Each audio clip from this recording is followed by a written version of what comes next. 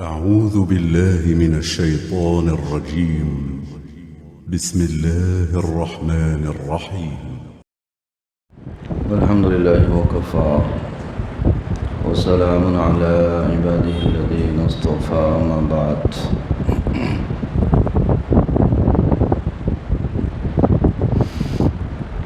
فأعوذ بالله من الشيطان الرجيم. بسم الله الرحمن الرحيم. الف لام ميم تلك آيات الكتاب الحكيم هدى ورحمة للمحسنين الذين يقيمون الصلاة ويؤتون الزكاة وهم بالآخرة هم يوقنون أولئك على هدى من ربهم وأولئك هم المفلحون. صدق الله مولانا العظيم. الف لام میم یہ حکمت والی کتاب کی نشانیاں ہے، ہدایت ہے اور رحمت ہے نیکی کرنے والوں کے لیے، جو نماز کو قائم کرتے ہیں، زکوٰۃ ادا کرتے ہیں، یہی لوگ آخرت پر یقین رکھنے والے ہیں، یہی لوگ اپنے رب کی جانب سے ہدایت پر ہے اور یہی لوگ کامیاب ہے۔ حضرت سامعین، بزرگان محترم، عزیز ساتھیوں، یہ سورہ لقمان کی چند آیات تلاوت کی گئی اور اس کی بالکل ابتدائی آیات سورہ لقمان کی پڑھی گئی۔ واقعہ یہ ہے، اس سورت کے اندر بہت سارے قیمتی مضامین اور بہت اہم پوائنٹس موجود ہے۔ خیال ہوا کہ مکمل تفسیر اور تشریح سورہ لقمان کی بیان کی جائے۔ سب سے پہلے اس سورت کا جو نام ہے لقمان، اس سورت سے متعلق کچھ تفصیلات ہے وہ آپ سماعت فرما لیجیے۔ لقمان علیہ السلام نام آپ نے بار بار سنا ہوگا۔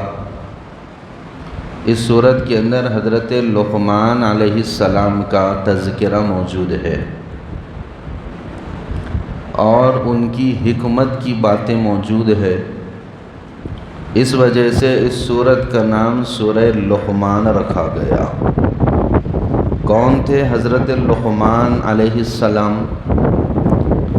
اس سلسلے میں علامہ ابن کثیر رحمۃ اللہ علیہ نے نقل فرمایا حضرت وہب بن منبہ رضی اللہ عنہ کے حوالے سے کہ حضرت ایوب علیہ السلام کے بھانجے تھے،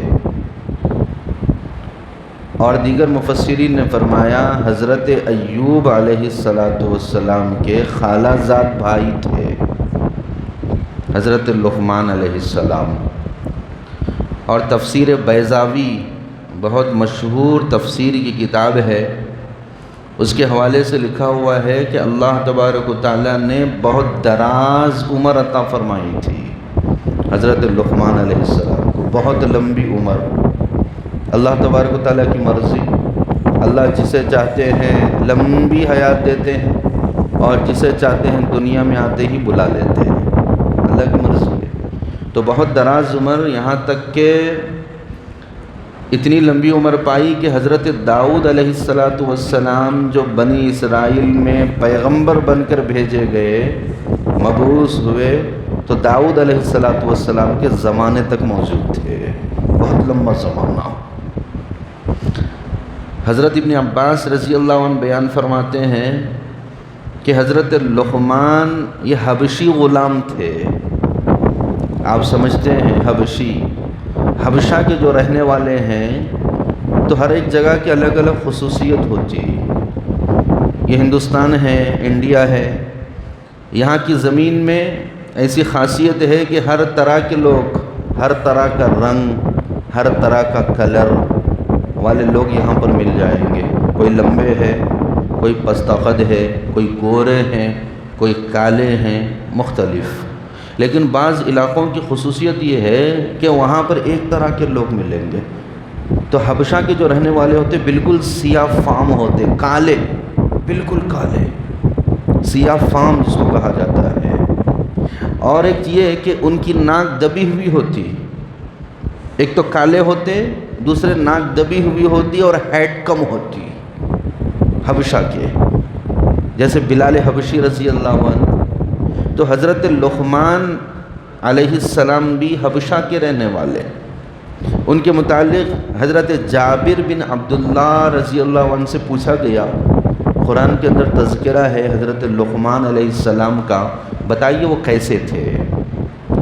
تو انہوں نے بیان فرمایا کہ پستہ قد تھے اور پستہ ناک تھے، ناک بھی دبی ہوئی تھی، قد بھی کم تھا.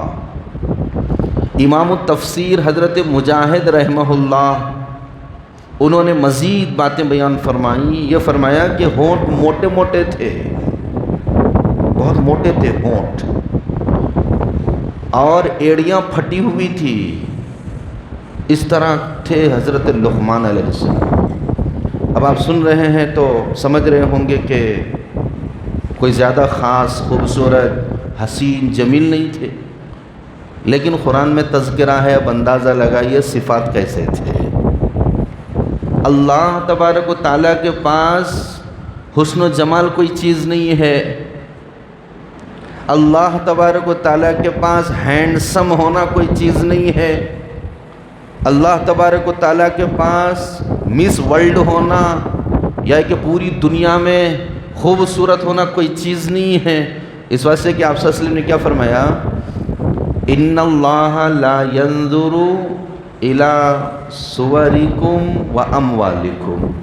اللہ تبارک و تعالیٰ تمہاری صورتوں کو نہیں دیکھتے، تمہارے مال کو نہیں دیکھتے. اللہ یہ نہیں دیکھتے کیا حسین ہے، کیا جمیل ہے. ابو لہب کا نام آپ نے بار بار سنا ہوگا. آپ کو معلوم ہے بہت خوبصورت تھا ابو لہب. لہب کے معنی شعلے کے آتے، شعلے کے. جس طریقے سے شعلے کے اندر ایک چنگاری ہوتی تو اس کا جو چہرہ تھا اتنا خوبصورت چہرہ تھا، بہت خوبصورت. عرب کا مشہور اور خوبصورت آدمی تھا ابو لہب. اس واسطے اس کو ابو لہب ہی نام رکھ دیا گیا، شعلے کا ابا. اتنا حسین، اتنا جمیل، لیکن اس کی خوبصورتی، اس کا حسن، اس کا جمال کچھ بھی کام نہیں آیا. اسلام کو اس نے نہیں مانا، ہلاک و برباد ہو کر رہ گیا. ابو جہل کا نام آپ نے سنا ہوگا. ابو جہل کے معنی ہیں جہالت کا باوا، لیکن یہ اصل نام نہیں ہے اس کا. اس کا اصل نام کیا ہے؟ ابو الحکم ہے. ابو الحکم. ابو الحکم کے معنی ہیں حکمت و دانائی کا باپ. بہت عقل مند تھا ابو جہل، کوئی معمولی آدمی نہیں تھا. بہت عقل تھی، بہت صلاحیت تھی.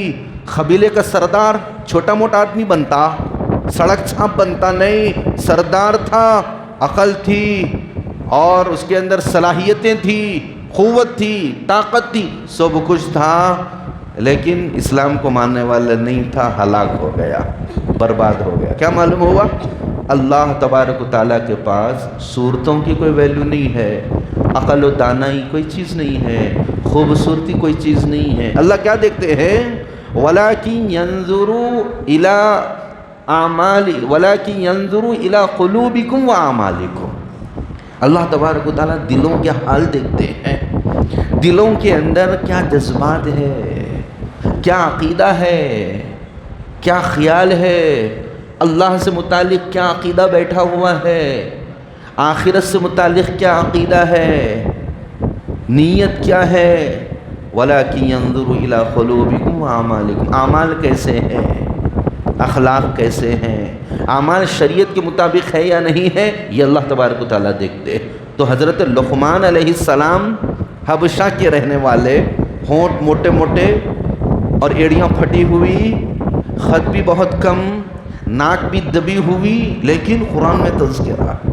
اب آپ سوچیے، میں اپنے حسن پر اتراؤں یہ اسلامی مزاج نہیں ہوتا. میں اپنے مال پر اتراؤں، یہ اسلامی مزاج نہیں ہوتا.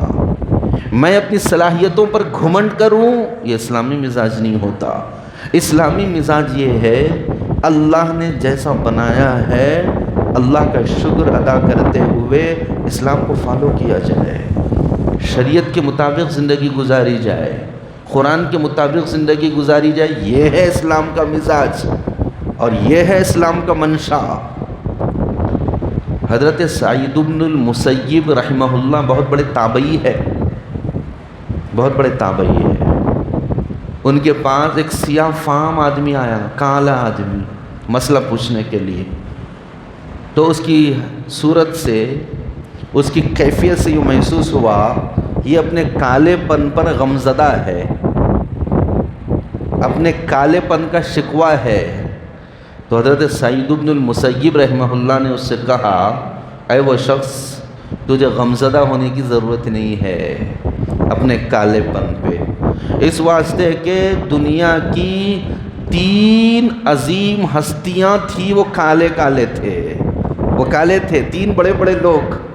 پھر فرمایا سب سے پہلے بلال رضی اللہ عنہ، بلال حبشی رضی اللہ عنہ، کتنی عظیم ہستی ہے. وہ واقعہ آپ نے بار بار سنا. معراج کے موقع پر حضرت جبریل امی چل رہے ہیں، حضور اکرم صلی اللہ علیہ وسلم بھی ہے، عرش پر جانا ہوا، وہاں پر قدموں کی چھاپ سنائی دے رہی ہے، آگے آگے کچھ قدم پڑ رہے. تو جبریل امی سے پوچھا یہ کیسی آواز ہے؟ کہا کہ بلال زمین پر چل رہے ہیں، یہاں آواز آ رہی ہے، آپ کا غلام ہے وہ سچا.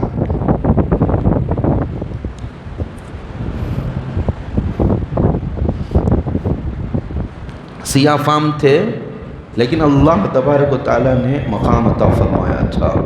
تو سعید بن المسیب رحمہ اللہ نے کہا کہ بلال حبشی، اور فرمایا حضرت مہجع رضی اللہ عنہ. یہ کون تھے؟ حضرت عمر بن خطاب رضی اللہ عنہ کے غلام تھے.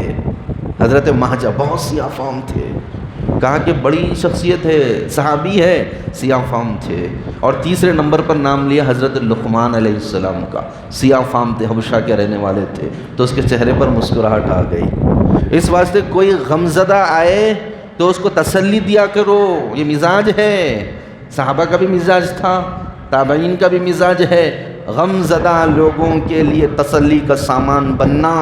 آج کل لوگوں کا کیا مزاج ہے؟ معلوم ہوا کہ کوئی غمزدہ ہے تو اس کو اور پریشان کرتے، اور پریشان کرتے، اور ڈراتے اس کو، اور ہیبت دلاتے. یہاں تک کہ انہیں ابھی مر گیا تو اچھا ہے، 4 دن کے بعد مرنے کے، آج مر گیا تو اچھا ہے، اتنا پریشان کر دیتے اس کو. نہیں، کوئی غمزدہ ہے، بیماریوں سے پریشان ہے، گھر کے معاملے میں پریشان ہے، صحت سے متعلق پریشان ہے، کوئی اس کا فیملی میٹر ہے، پریشان ہے، تسلی دیجیے اس کو، سہارا دیجیے اس کو. یہ بہت بڑی نعمت ہے، بہت بڑی چیز ہے. حضرت لقمان علیہ السلام سے متعلق ایک سوال یہ ہے، کیا پیغمبر تھے لقمان علیہ السلام؟ نبی تھے؟ اب بار بار آپ سن رہے لقمان علیہ السلام، لقمان علیہ السلام، تو ذہن فوراً جاتا کہ پیغمبر کے لیے بولا جاتا علیہ السلام. لیکن سن لیجئے، امام بغوی رحمہ اللہ، ان کی مشہور تفسیر کی کتاب ہے معالم التنزیل، تفسیر بغوی کے نام سے. انہوں نے فیصلہ سنایا، بہت بڑے مفسر ہے، بہت بڑے محدث ہے. انہوں نے کہا کہ حضرت لقمان علیہ السلام فقیہ تھے، یعنی مفتی تھے اور حکیم تھے، نبی نہیں تھے، نبی نہیں تھے. اب یہاں جو لقمان علیہ السلام کہا جا رہا ہے، یہ اصطلاحی اعتبار سے نہیں ہے، لغوی اعتبار سے ہے. 2 اعتبار سے بولا جاتا ہے. ایک تو یہ انبیاء کے لیے لفظ بولا جاتا ہے علیہ السلام، اور ایک جو ہے لفظ کے اعتبار سے علیہ السلام کے معنی ان پر سلامتی ہو. جس طرح ہم رضی اللہ عنہ کہتے حضرات صحابہ کے لیے، ان کے لیے خاص ہے، وہ رضی اللہ عنہ، اللہ ان سے راضی ہے. لیکن کوئی بڑی ہستی، کوئی بڑے اللہ والے اگر ہیں تو لغوی اعتبار سے، اس کے میننگ کے اعتبار سے رضی اللہ عنہ اگر کہہ دے تو منع نہیں ہے. صحابہ کے لیے الگ انداز سے بولا جاتا. اب دنیا سے کوئی گزر جاتا تو اس کے لیے ہم کیا بولتے ہیں؟ رحمت اللہ علیہ، عبداللہ صاحب رحمت اللہ علیہ، اس طرح بولتے ہیں. رحمت اللہ علیہ کا مطلب اللہ کی رحمت ہو ان کے اوپر، تو زندے کے لیے بھی بول سکتے ہیں. کوئی صاحب زندہ ہے عبدالستار صاحب, تو ان کے لیے بھی بول سکتے ہیں عبدالستار صاحب رحمۃ اللہ علیہ. اب انہوں بولے میرے کو رحمۃ اللہ علیہ بولے مار دیے میرے کو, نہیں آپ کو لفظی اعتبار سے بولے. تو مرگیس والوں کے لیے بھی بولتے, جو زندہ ہے ان کے لیے بھی بولا جاتا, لیکن مشہور ان کے لیے ہو گیا ہو. تو علیہ السلام کا لفظ یہ انبیاء کے لیے بولا جاتا ہے, لیکن لقمان علیہ السلام کے لیے یہ لفظی اعتبار سے بولا جاتا ہے. ان پر کہنا تو چاہیے رضی اللہ عنہ, چونکہ حضرت داؤد علیہ السلام کے زمانے کے ہیں آپ, ان کے ساتھ رہے. حضرت داؤد علیہ السلام جب نبی بنا کر بھیجے گئے, اس سے پہلے حضرت لقمان علیہ السلام فتویٰ دیا کرتے تھے. فقی کے معنی کیا ہے کہ فتویٰ دینے والا, کوئی مسئلہ پوچھنے آئے تو فتویٰ لکھ کر دیا کرتے. بہت بڑے بنی اسرائیل کے مفتی تھے, قاضی تھے, بڑے بڑے فیصلے حل کیا کرتے تھے. اللہ نے وہ حکمت عطا فرمائی تھی, وہ صلاحیت عطا فرمائی تھی حضرت لقمان علیہ السلام کو. پھر جب داؤد علیہ السلام نبی بن کر آئے تو فتویٰ دینا چھوڑ دیا. پھر داؤد علیہ السلام چونکہ نبی ان کا مقام اونچا, تو انہوں نے قاضی بنا دیا کہ فیصلے کرنے والا. وہ بنی اسرائیل کے اندر فیصلے کیا کرتے تھے. حضرت قتادہ رضی اللہ عنہ بیان فرماتے ہیں اللہ تبارک و تعالیٰ نے حضرت لقمان علیہ السلام کو اختیار دیا تھا اور کہا تھا آپ نبی بنیں گے یا حکمت اختیار کریں گے. نبوت اور حکمت سے متعلق میں جب وہ آیات آئے گی اس کی تفسیر کروں گا, حکمت کیا چیز ہوتی ہے. تو نبی بنائے جانے میں اور حکمت کے قبول کرنے میں اختیار دیا. تو حضرت لقمان علیہ السلام نے کہا اے اللہ اگر آپ کا حکم ہے کہ نبی کے لیے تو اس میں تو چون چرا کی گنجائش نہیں ہے, لیکن اگر آپ اختیار دیتے ہیں تو میں حکمت کو پسند کرتا ہوں. نبوت بہت بڑی ذمہ داری ہے, اس واسطے انہوں نے حکمت کو اختیار کیا. تو فرماتے ہیں حضرت وہب بن منبہ رضی اللہ عنہ, میں نے حضرت لقمان علیہ السلام کے حکمت کے 10,000 ابواب پڑھے ہیں. اتنی بڑی حکمت کی باتیں انہوں نے کہی, بے شمار لکھے گئے باضابطہ ہو. 10,000 ابواب میں نے حکمت کے ان کے پڑھے ہیں. حضرت وہب بن منبہ رضی اللہ عنہ بیان فرماتے ہیں وہ حکمت, وہ دانائی, وہ عقل مندی اللہ تبارک و تعالیٰ نے حضرت لقمان علیہ السلام کو عطا فرمائی تھی. تو انہوں نے حکمت کو قبول کیا تھا اور کہا تھا پیغمبری بہت بڑی ذمہ داری ہے, اے اللہ حکمت دے دیجئے. تو اللہ نے حکمت سے نواز دیا. انہی کے نام سے ہے یہ سورہ لقمان. ایک مرتبہ واعظ کہہ رہے تھے لوگوں کے درمیان میں, تقریر کر رہے تھے. ایک شخص آیا, آنے کے بعد کہا آپ وہی ہے نا جو میرے ساتھ بکریاں چراتے تھے جنگل میں؟ تو لقمان علیہ السلام نے کہا کہ ہاں میں وہی ہوں.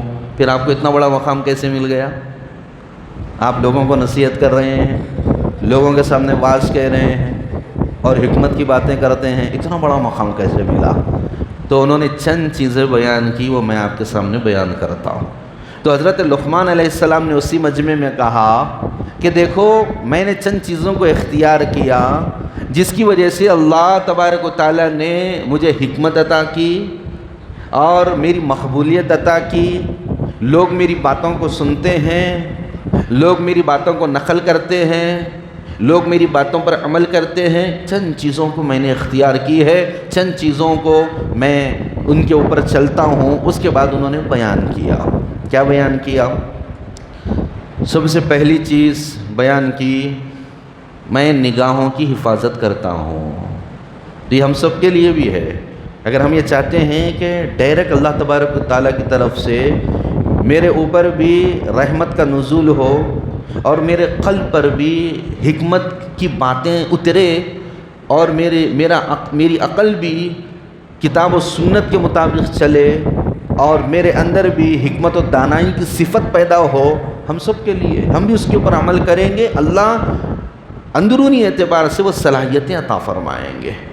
تو فرمایا پہلی چیز یہ ہے میں نگاہوں کی حفاظت کرتا ہوں, نگاہوں کو گندہ نہیں کرتا, ان نگاہوں کے ذریعے سے بد نگاہی نہیں کرتا, ان نگاہوں کے ذریعے سے برے چیزیں برے مناظر نہیں دیکھتا, نگاہوں کی حفاظت کرتا ہوں. اور آپ صلی اللہ علیہ وسلم نے بھی فرمایا اگر ایمان کا نور ایمان کی حلاوت چاہتے ہو تو پہلے نگاہوں کی حفاظت کرو.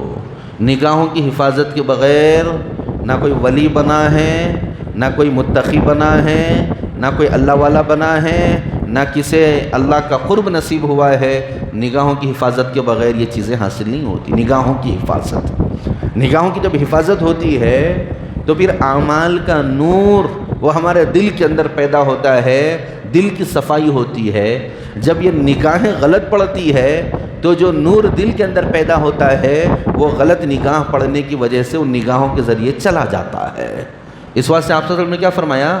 النظر سہم من سہام ابلیس، یہ جو نظر ہے نا، بری نگاہ کسی کے اوپر ڈالی جاتی ہے، شیطان کے تیروں میں سے ایک تیر ہے، شیطان کے ایک تیر ہے۔ اب وہ تیر جب ڈالی جاتی ہے تو پھر اسی تیر کے نتیجے میں دل سے نورانیت ختم ہو جاتی، پاکیزہ جذبات ختم ہو جاتے، پاکیزہ خیالات ختم ہوتے۔ تو فرمایا نگاہوں کی حفاظت کرتا ہوں۔ دوسری چیز فرمائی زبان بند رکھتا ہوں، ضرورت کے وقت زبان کھولتا ہوں۔ فضول باتیں، گپ شپ، بیہودہ باتیں، لایانی باتیں، زبان سے غیبت، زبان سے چغل خوری، زبان سے انام شنام بکنا، زبان سے گالی گلوچ نہیں، زبان بند رکھتا ہوں، کام کی بات کرتا ہوں۔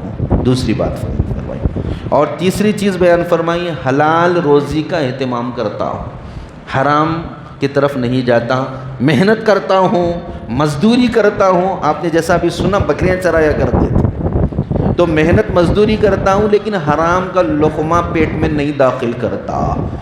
اور بہت بنیادی چیز ہے حلال روزی۔ حلال روزی ہمارے پیٹ میں جاتی ہے اور حلال روزی کے کپڑے ہم پہنتے ہیں اور حلال چیزیں استعمال کرتے ہیں تو اس کے اثرات زندگی کے اندر پڑتے ہیں، اچھے اثرات پڑتے ہیں۔ جب حرام لقمہ جاتا اور حرام کمائی کی چیزیں ہم پہنتے، اس کو استعمال کرتے، تو پھر کیا ہوتا ہے؟ وہ نورانیت ختم ہو جاتی، اعمال میں وہ مزہ نہیں آتا، اعمال کی روحانیت حاصل نہیں ہوتی۔ تو فرمایا کہ حلال روزی میں اختیار کرتا ہوں۔ چوتھی چیز بیان فرمائی شرمگاہ کی حفاظت کرتا ہوں، زناکاری، بدکاری، تمام جتنے غلط راستے ان تمام راستوں سے اپنے آپ کو بچاتا ہوں۔ اس واسطے نکاح کا راستہ بتایا گیا، شرمگاہ کی حفاظت کا سب سے بڑا ذریعہ نکاح ہے۔ اس کے علاوہ جتنے راستے ہیں وہ غلط راستے ہیں اور برائی کے اندر مبتلا کرنے والے ہیں۔ اس کے بعد پانچویں چیز بیان فرمائی جب بھی بولتا ہوں سچ بولتا ہوں، جھوٹ نہیں بولتا، کسی کو دھوکہ نہیں دیتا، جب بھی کہتا ہوں سچ۔ اور پھر اس کے بعد ساتویں چیز بیان فرمائی کسی سے وعدہ کرتا ہوں تو پورا کرتا ہوں، وعدہ خلافی نہیں کرتا۔ کسی سے میں نے وعدہ کر دیا کہ میں پیسے آپ سے لے رہا ہوں، فلاں دن میں آپ کو دے دوں گا، تو اس کو پیسے دے دیتا ہوں۔ جو بھی وعدہ، تو معلوم یہ ہوا کہ کسی سے کوئی وعدہ کیا جائے تو اس کو پورا کیا جائے، بہت بڑی صفت ہے۔ اور آٹھویں چیز بیان فرمائی مہمان کا اکرام کرتا ہوں، کوئی مہمان میرے پاس آ جائے تو کھلاتا ہوں پلاتا ہوں میری استطاعت کے مطابق۔ اور نویں چیز بیان فرمائی پڑوسیوں کو تکلیف نہیں دیتا، پڑوسیوں کی رعایت کرتا ہوں۔ یہاں تک ایک حدیث میں آپ صلی اللہ علیہ وسلم نے فرمایا کہ اگر مومن کامل ہونا چاہتے ہو تو پڑوسیوں کی تکلیف سے بچو، پڑوسیوں کو راحت کا سامان ان کے لیے کرو، پڑوسیوں کے ساتھ اچھا سلوک کرو۔ اور آپ صلی اللہ علیہ وسلم نے فرمایا جبریل امین میرے پاس پڑوسیوں کے اتنے حقوق بیان فرمائے، اتنے حقوق بیان فرمائے کہ مجھے ڈر ہونے لگا کہ کہیں میراث میں ان کا حصہ نہ متعین ہو جائے۔ میراث میں اولاد کو میراث ملتی، ترکہ اولاد کو ملتا، لیکن پڑوسیوں کے اتنے حقوق بیان کیے کہ مجھے یہ خوف ہونے لگا کہ کہیں میراث میں بھی ان کا حصہ طے نہ ہو جائے۔ لیکن میراث میں حصہ نہیں ہے، لیکن پڑوسیوں کے ساتھ اچھا سلوک، اچھا برتاؤ، ہماری ذات سے ان کو تکلیف نہ ہو۔ تو حضرت لقمان علیہ السلام کا مزاج یہ تھا کہ پڑوسیوں کے ساتھ اچھا سلوک کرتے تھے۔ اور آخر چیز یہ ہے کہ فضول کاموں سے اور فضول باتوں سے اپنے آپ کو بچائے رکھتے تھے، یہ صفات۔ تو حضرت لقمان علیہ السلام نے کہا کہ میں چند چیزوں کا اہتمام کرتا ہوں، تم بھی کر لو، پھر اللہ کی طرف سے حکمت اور دانائی، عقل مندی، یہ چیزیں تم کو بھی عطا کی جائے گی۔ تو حضرت لقمان علیہ السلام یہ ایک عظیم شخصیت تھی، عظیم ہستی، جن کے نام پر یہ سورہ لقمان ہے۔ تو کچھ تفصیلات بیان کی گئی ہے، انشاءاللہ آیات وقت کافی ہو چکا ہے، یہ آیات جو پڑھی گئی انشاءاللہ آئندہ جمعہ اس کی تفسیر کی جائے گی۔ دعا ہے کہ اللہ تبارک و تعالی حضرت لقمان علیہ السلام کی سیرت سے متعلق جو باتیں کہی گئی ہے اس کے اوپر ہمیں بھی عمل پیرا ہونے کی توفیق عطا فرمائے. اللہم صلی علی سیدنا. Thanks for watching. Don't forget to like, comment, share and subscribe to